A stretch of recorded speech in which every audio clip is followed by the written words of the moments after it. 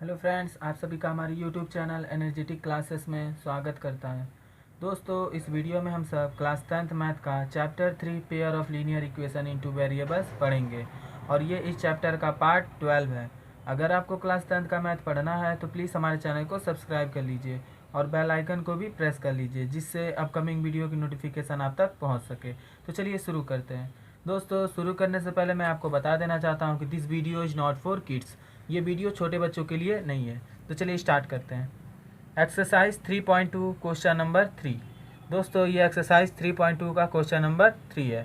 तो इसमें क्या कह रहा है क्वेश्चन में, on comparing the ratio A1/A2 and B1/B2 and C1/C2 find out whether the following pair of linear equation are consistent और इनकंसिस्टेंट। दोस्तों, आपको ये कुछ इक्वेशन दिए गए हैं। फर्स्ट में भी 2 इक्वेशन दिए गए हैं, सेकंड में भी 2, इसी तरह थर्ड फोर्थ फिफ्थ में 2 लीनियर इक्वेशन दिए गए हैं और इसका आपको A1/A2 B1/B2 C1/C2 इन तीनों को कंपेयर करके आपको ये बताना है कि ये लीनियर इक्वेशन कंसिस्टेंट है या इनकंसिस्टेंट है। तो दोस्तों, आपको पता ही होगा, मैंने पिछले वीडियो में इंट्रोडक्शन में बताया था कि कंसिस्टेंट क्या होता है और इनकंसिस्टेंट क्या होता है। तो कंसिस्टेंट मतलब जिसमें मिनिमम 1 सॉल्यूशन हो उसको कंसिस्टेंट कहते हैं, और इनकंसिस्टेंट जिसमें नो सॉल्यूशन होता है उसको इनकंसिस्टेंट कहते हैं। कंसिस्टेंट किस किस में आता है? कंसिस्टेंट 2 तरह के इक्वेशन में आता है। पहले तो एक जो लाइन इंटरसेक्ट करता है उसमें एक सॉल्यूशन होता है तो वो भी कंसिस्टेंट है, और एक जो कोइंसाइड करता है, लाइन जो एक कोइंसाइड कर जाता है तो उसमें भी सॉल्यूशन आते हैं तो वो एक कंसिस्टेंट है। और इनकंसिस्टेंट किस में आता है? सिर्फ इनकंसिस्टेंट के लिए एक ही कंडीशन है कि लाइन क्या होना चाहिए, पैरेलल होना चाहिए। और लाइन कब पैरेलल होता है? कंडीशन क्या होते हैं? A1/A2 इक्वल टू B1/B2 और नॉट इक्वल टू C1/C2। ये पैरेलल का कंडीशन है। तो अगर मेरे पिछले वीडियो जाके आप उस इक्वेशन को मैंने इस मोस्ट इंपॉर्टेंट टॉपिक दिया है उसको एक बार देख सकते हैं इस क्वेश्चन को सॉल्व करने से पहले। तो आइए हम एक एक करके इसको सॉल्व कर लेते हैं। तो आपका पहला क्या है? ये है, देखिए आपका पहला इक्वेशन क्या है? A1, ये आपका B1 C1 और ये आपका A2 B2 और ये आपका C2। ये आपका रहा। देखिए आपका दोनों इक्वेशन के इधर है, दोनों कांस्टेंट इक्वल टू के एक साइड है, इसमें भी इक्वल टू के एक साइड इधर कांस्टेंट है। तो ये देखिए, अब इसको चेंज करने की कोई ज़रूरत नहीं है।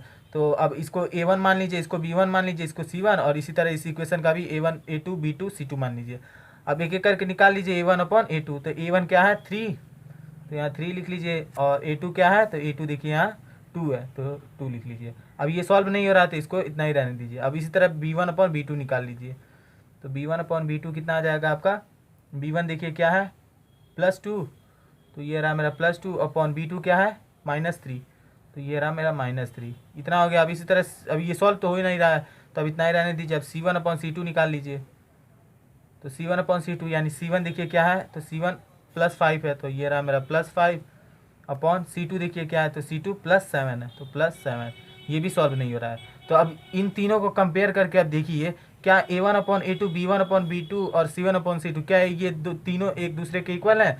तो यहाँ देखिए A1/A2 3/2 है, B1/B2 -2/3, ये नीचे रहता है ऊपर चला जाता है, -2/3 है, और C1/C2 कितना है? 5/7। तो यहाँ पे हमको देखने से ये पता चल रहा है कि यहाँ पे A1/A2 B1/B2 C1/C2 तीनों एक दूसरे के इक्वल नहीं है। Since A1/A2 not equal to B1/B2, जब ये नहीं है इक्वल तो ये भी नहीं रहेगा, आपको पता ही है। और आपको पता है ये कंडीशन लागू जब होता है, ये कंडीशन होता है तो इसका मतलब लाइन कैसा होता है? लाइन इंटरसेक्ट करते हैं। आपको मैंने पिछले वीडियो में बताया था कि जब भी ये condition A1/A2 not equal to B1/B2 के नहीं इक्वल होता है तो उस कंडीशन में लाइन क्या होता है? लाइन एक दूसरे को इंटरसेक्ट करते हैं एक पॉइंट पे। और जब लाइन इंटरसेक्ट करते हैं तो उसके कितने सॉल्यूशन होंगे? यूनिक सॉल्यूशन होंगे। और जब आपको पता है कि किसी भी इक्वेशन का जब सॉल्यूशन होते हैं तो उसको क्या कहते हैं? हम कंसिस्टेंट कहते हैं। तो यहाँ देखिए आपका A1/A2 not equal to B1/B2 है, तो यानी क्या कहेंगे हम? Therefore lines are intersect at a point. जब A1/A2 not equal to B1/B2 है तो लाइन कैसा होगा, इंटरसेक्ट करेंगे। और आपको पता है जब लाइन इंटरसेक्ट करते हैं यानी सॉल्यूशन होते हैं, उसमें जितने जगह कट करेंगे उतने ही इसके सॉल्यूशन होंगे। तो यहाँ पे इंटरसेक्ट कर रहे हैं लाइन, तो यानी सॉल्यूशन होंगे। और आपको पता है जब सॉल्यूशन होंगे तो क्या कहलाएगा, कंसिस्टेंट। तो क्या लिखेंगे हम, hence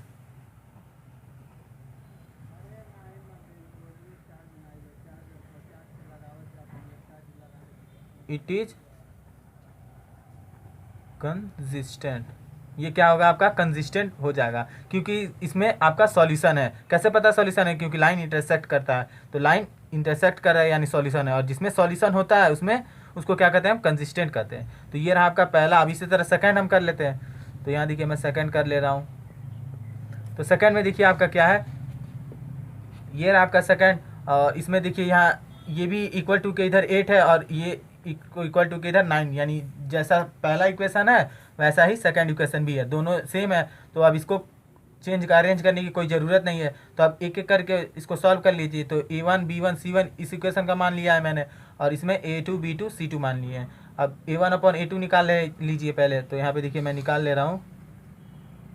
A1/A2 equal to, A1 क्या है आपका, A1 देखिए यहाँ पे 2 है और A2 4 है। तो A1 मेरा 2 और A2 4। ये देखिए 2 1 जा 2, 2 2 जा 4, ये आपका 1/2 आ गया। इसी तरह B1/B2 निकाल लीजिए। तो B1 क्या है आपका -3 और B2 क्या है -6। तो ये रहा मेरा -3/-6। माइनस से माइनस कैंसिल हो गया, 3 1 जा 3, 3 2 जा 6। फाइनली क्या आया 1/2। इसी तरह C1/C2 निकाल लीजिए। तो C1 क्या है आपका, देखिए C1 8 है और C2 9 है। तो 8/9। अब ये सॉल्व नहीं हो रहा। तो यहाँ पे आपको देखने से क्या पता चल रहा है कि A1/A2 1/2 है और B1/B2 ये भी 1/2 है, और C1/C2 8/9 है। तो यानी A1/A2 B1/B2 के इक्वल तो है, लेकिन C1/C2 के इक्वल नहीं है। तो सिंस यहाँ लिखेंगे, since A1/A2 equal to B1/B2 इसके इक्वल है, लेकिन ये C1/C2 के इक्वल नहीं है। और आपको पता है कि जब भी ये ऐसा कंडीशन होता है कि A1/A2 B1/B2 के इक्वल होता है, लेकिन C1/C2 के इक्वल नहीं होता है, तो लाइन कैसा होता है, लाइन पैरेलल होता है। मैंने पिछले वीडियो में कंडीशन बता दिया था। तो क्या होता है, लाइन पैरेलल होता है। और आपको पता है जब लाइन पैरेलल होता है तो उसके कितने सॉल्यूशन होंगे, 0 सॉल्यूशन होंगे, क्योंकि दोनों लाइन पैरेलल लाइन तो कभी आपस में कभी मिलेंगे नहीं, और जब आपस में मिलेंगे नहीं तो सॉल्यूशन नहीं बनेंगे। तो इसी तरह देखिए यहाँ पे A1/A2 इक्वल टू B1/B2 है, लेकिन नॉट इक्वल टू C1/C2। ये कंडीशन किसके लिए है, पैरेलल लाइन के लिए। तो ये जब ये कंडीशन लागू हो रहा है तो यानी लाइन कैसा होगा, therefore lines are parallel. Line क्या हो जाएगा, पैरेलल हो जाएगा। और जब लाइन पैरेलल हो जाएंगे तो कितने सॉल्यूशन होंगे, नो सॉल्यूशन, क्योंकि दोनों एक दूसरे को कभी मीट नहीं करेंगे। तो जब नो सॉल्यूशन होंगे तो ऐसे सॉल्यूशन, ऐसे इक्वेशन जिसके नो सॉल्यूशन होते हैं तो उसको क्या कहते हैं, हम इनकंसिस्टेंट कहते हैं। तो क्या लिखेंगे हम, हैंस इट इज इनकंसिस्टेंट। ये इनकंसिस्टेंट आ जाएगा। तो ये रहा आपका सेकंड क्वेश्चन। अब इसी तरह हम थर्ड फोर्थ फिफ्थ भी कर लेते हैं। तो ये रहा आपका थर्ड क्वेश्चन इक्वेशन। तो इस थर्ड इक्वेशन में देखिए पहले यहाँ पे देखिए आपको यहाँ पे ये फ्रैक्शन में है, तो आप इसको ऐसे भी कर सकते हैं, या तो आप इसको लीनियर बना लीजिए। लीनियर आपको मैंने पिछले वीडियो में बताया था कैसे बनाया जाता है। एलसीएम ले लीजिए और इधर मल्टीप्लाई करके इसको इस तरह अरेंज कर लीजिए। तो आप ऐसे ही बना सकते हैं, या तो आप ऐसे ही सॉल्व कर सकते हैं, तो ऐसे भी आ जाएगा आपका आंसर। तो एक एक करके इसको मान लीजिए पहले। तो यहाँ पे देखिए इक्वल टू के इधर 7 है और इधर भी इक्वल टू के इधर कांस्टेंट है, यानी इक्वेशन दोनों एक तरह अरेंज है। तो अब इसको A1 मान लीजिए, इसको A1 मान लेते हैं, इसको B1 मान लेते हैं और इसको C1 मान लेते हैं, और इसमें इसको A2 मान लेते हैं, B2 और ये मेरा C2। ये हो गया आपका A1 B1 C1 A2 B2 C2। अब इसको एक एक करके सॉल्व कर लीजिए। तो A1/A2 कितना आ जाएगा मेरा, A1/A2 A1 कितना है 3/2। देखिए 3/2 ये पूरा कांस्टेंट लेंगे हम, तो ये मेरा आ जाएगा 3/2, और ये बड़ा अपॉन, और उसके बाद A2 कितना है, देखिए A2 मेरा 9 है, ये मेरा 9 हो गया। अब यहाँ पे देखिए इसके अपॉन कुछ नहीं है तो यानी 1 होता है, और इसको सॉल्व करेंगे तो कितना आ जाएगा, ये देखिए ऊपर वाला तो एस टी से लिख देंगे 3/2, और ये जो बड़ा अपॉन है, ये बड़ा डिवाइड है, ये किस में मल्टीप्लाई, किस में चेंज हो जाता है, इनटू में चेंज हो जाता है। और जो नीचे वाला रहता है वो रेसिप्रोकल हो जाता है। तो 9/1 है, जब कुछ नहीं रहता है नीचे तो 1 माना जाता है, तो 9/1 है तो रेसिप्रोकल होकर कितना हो जाएगा 1/9। तो अब देखिए ये सॉल्व हो जाएगा, 3 1 जा 3, 3 3 जा 9। फाइनली कितना आ जाएगा आपका 1 से 1 मल्टीप्लाई आएगा 1 और 3 2 जा 6, ये हो गया। इसी तरह B1/B2 निकाल लीजिए। तो B1/B2 इक्वल टू, देखिए B1 कितना है 5/3 अपॉन किस, B2 कितना है -10, ये रहा मेरा -10 और ये -10 है, इसके नीचे कुछ नहीं है तो 1 माना जाता है, आपको पता ही है। अब इसको अरेंज कर लीजिए, तो 5/3 एज इट इज लिख लीजिए और ये अपॉन किस में चेंज हो जाता है इनटू में, और जो नीचे वाला जब इनटू में चेंज हो जाता है तो नीचे वाला रेसिप्रोकल यानी ऊपर का नीचे, नीचे का ऊपर हो जाता है। तो -10/1 है तो यहाँ पे क्या हो जाएगा -1/10। अब इसको डिवाइड कर लीजिए, ये देखिए मल्टीप्लाई में तो कैंसिल हो जाएगा, 5 1 जा 5, 5 2 जा 10, तो कितना आया देखिए माइनस, ये देखिए -1 आएगा और यहाँ पे देखिए 3 2 जा 6, ये आपका 3 2 जा 6 आ गया। अब इसको, अब ये सॉल्व नहीं हो रहा था, ये आपका हो गया। अब इसी तरह C1/C2 निकाल लीजिए। C1 कितना है 7 और C2 कितना है 14, ये देखिए 7 1 जा 7, 7 2 जा 14, फाइनली कितना आ जाएगा आपका 1/2। तो यहाँ पे आपको देखने से ये पता चल रहा है, यहाँ पे देखिए आपने A1/A2 निकाला है तो कितना आया है प्लस में 1/6 आया है, और यहाँ पे B1/B2 निकाले तो कितना आया है -1/6 आया है, और C1/C2 ये 1/2, यानी तीनों एक दूसरे के डिफरेंट है, ये इक्वल नहीं है एक दूसरे के। तो जब इक्वल नहीं है तो क्या कहलाएंगे ये, तो हम क्या लिखेंगे यहाँ पे, scenes A1/A2 not equal to B1/B2। जब B1 यही दोनों इक्वल नहीं है तो तीसरा लिखने से कोई फ़ायदा नहीं है। तो जब A1/A2 not equal to B1/B2 होता है तो आपको पता है ये कंडीशन किस में अप्लाई होता है, जब लाइन कैसा होता है, लाइन जब इंटरसेक्ट करते हैं एक दूसरे को तब ये कंडीशन यूज होता है। तो A1/A2 not equal to B1/B2 है, ये कंडीशन इसमें फुलफिल कर रहा है। जब ये कंडीशन फुलफिल कर रहा है यानी लाइन कैसा है, इंटरसेक्ट कर रहे हैं, तो क्या लिखेंगे, therefore lines are intersecting at a point. ये इंटरसेक्टिंग कर रहे हैं एक पॉइंट पे, और आपको पता है जब इंटरसेक्टिंग करेंगे पॉइंट पे तो यानी इस मिनिमम तो एक सॉल्यूशन तो आएगा ही। तो एक सॉल्यूशन जब आते हैं तो ऐसे इक्वेशन जिसमें सॉल्यूशन होते हैं उसको क्या कहते हैं, कंसिस्टेंट कहते हैं। तो क्या लिखेंगे, हैंस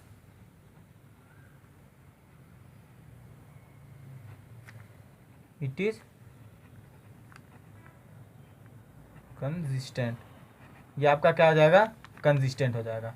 तो ये रहा आपका थर्ड क्वेश्चन। अब आते हैं फोर्थ क्वेश्चन पे। तो ये रहा आपका क्वेश्चन नंबर 4। तो अब इसमें भी देखिए सब अरेंज है बिल्कुल सेम, जैसा इक्वेशन फर्स्ट है उसी तरह इक्वेशन सेकंड भी है, इक्वल टू के इधर ये कांस्टेंट है। अब मान लीजिए A1 B1 और ये C1, इसमें A2 मान लीजिए, B2 मान लीजिए और ये मेरा C2, ये आपका A1 B1 C1 हो गया और ये आपका A2 B2 C2 हो गया। अब इसको एक एक करके सॉल्व कर लीजिए। तो पहले A1/A2 निकाल लीजिए, A1/A2 इक्वल टू, A1 क्या है 5, A2 कितना है -10, 5 1 जा 5, 5 2 जा 10, फाइनली कितना आ जाएगा, ये नीचे है माइनस ऊपर चला जाएगा, तो फाइनली आपका -1/2 आ गया। इसी तरह B1/B2 निकाल लीजिए। तो B1 कितना है -3, तो ये रहा मेरा -3, B2 कितना है +6, तो ये रहा मेरा +6, 3 1 जा 3, 3 2 जा 6, फाइनली कितना आ जाएगा -1/2, तो -1/2 ये आंसर आ गया। अब इसी तरह C1/C2 निकाल लीजिए।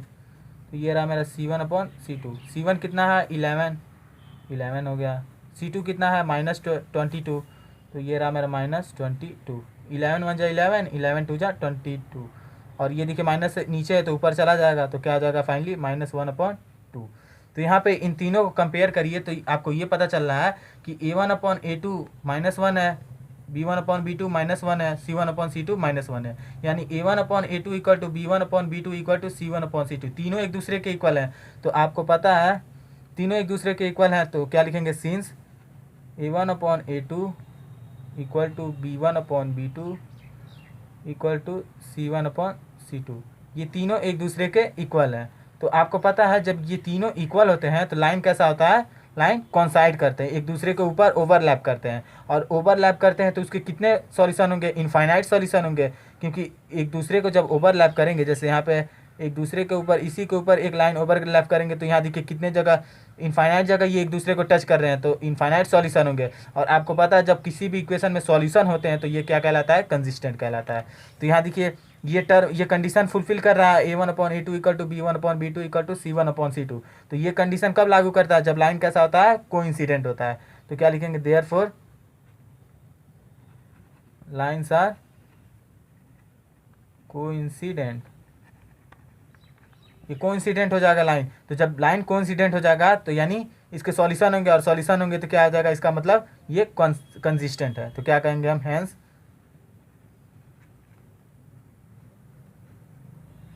इट इज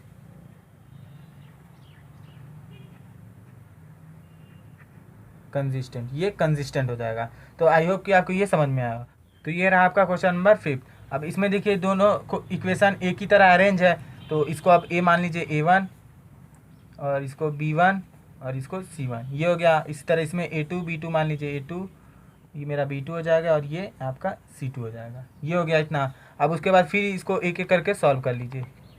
तो पहले A1/A2 निकाल लीजिए, तो मैं यहाँ पे लिख ले रहा हूँ A1/A2 कितना है, A1 कितना है पहले, तो A1 4/3 है, और अपॉन, ये अपॉन है तो अपॉन लगा दिए। उसके बाद A2 कितना है, 2 है, तो ये रहा मेरा 2, और 2 के नीचे कुछ नहीं है तो 1 माना जाता है, तो 1 है। अब उसके बाद इसको सॉल्व कर लीजिए, तो 4/3 एज इट इज लिख लीजिए। डिवाइड किस में चेंज हो जाएगा, मल्टीप्लाई में, और जब डिवाइड मल्टीप्लाई में चेंज होएगा तो ये कितना रेसिप्रोकल हो जाएगा, 1/2, 2 1 जा 2, 2 2 जा 4। ये देखिए अब क्या हो जाएगा आपका 2/3। इसी तरह B1/B2 निकाल लीजिए, तो B1 कितना है आपका 2, B2 कितना है 3, तो ये आप सॉल्व नहीं होगा तो इतना ही रहने दीजिए। इसी तरह C1/C2 निकाल लीजिए, C1 कितना है 8, C2 कितना है 12। ये देखिए इससे मल्टीप्लाई हो जाएगा, 4 2 जा 8, 4 4 जा 4 3 जा 12, तो आपका फाइनली कितना आया 2/3। तो यहाँ देखिए A1/A2 भी 2/3, B1/B2 भी 2/3 और C1/C2 भी 2/3 है। तो यानी ये तीनों एक दूसरे के इक्वल हैं। तो क्या लिखेंगे हम, since A1/A2 equal to B1/B2 equal to C1/C2, ये तीनों एक दूसरे के इक्वल हैं। और आपको पता है जब ये तीनों एक दूसरे के इक्वल होते हैं तो लाइन कैसा होता है, कोइंसाइड करते हैं। तो क्या लिखेंगे, देयरफॉर